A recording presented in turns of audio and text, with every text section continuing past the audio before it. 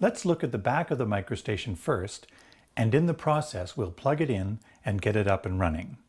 We'll go from right to left. Power supply, the power switch, AC adapter connector, and cable hook. First, connect the AC adapter. It's a good idea to wrap the cable around the cable hook so it won't get unplugged inadvertently. Leave enough slack to be able to unplug it when you need to. Now plug the AC adapter into a wall socket. But wait, don't turn it on yet. Output jacks. The microstation audio can be connected to an amplifier in stereo by using both the left and right output jacks, or in mono by using the left mono jack only. If you're using headphones, I'll show you where to connect those in a minute. Let's cover the rest of the back panel. The USB 2.0 jack to connect to a computer, the SD card slot where an SD card can be inserted and used to save certain microstation data. This contrast knob is used to adjust the contrast of the screen.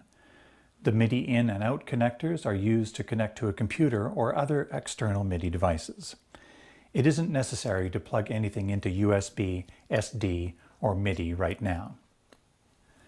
This is the damper pedal switch jack. If you have a damper pedal, sometimes called a sustain pedal, don't plug it in yet. We'll connect it later. If you've connected to an amplifier, don't turn on the amp yet. First turn on the microstation, then turn on the amp. Use the usual care of gradually bringing up the amplifier volume from 0. If you're using headphones, go ahead and turn on the microstation.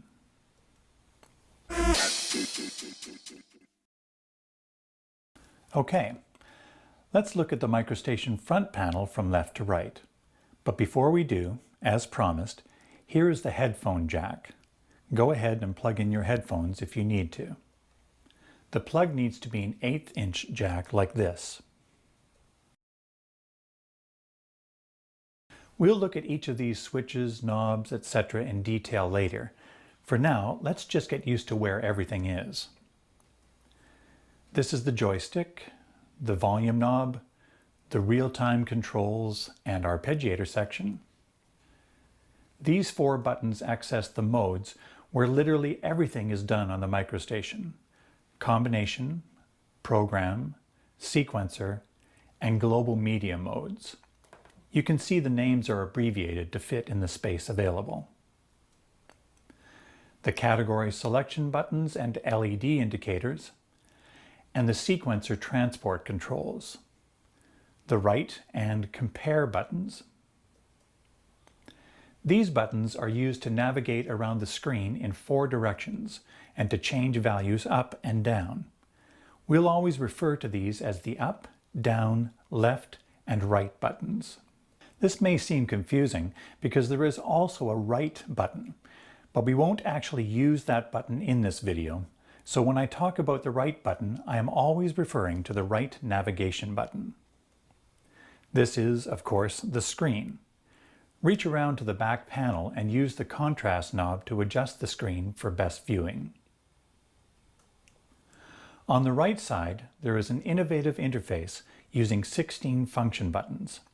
They can access sounds directly, mute and unmute sequencer tracks, be used as a numeric keypad, and more.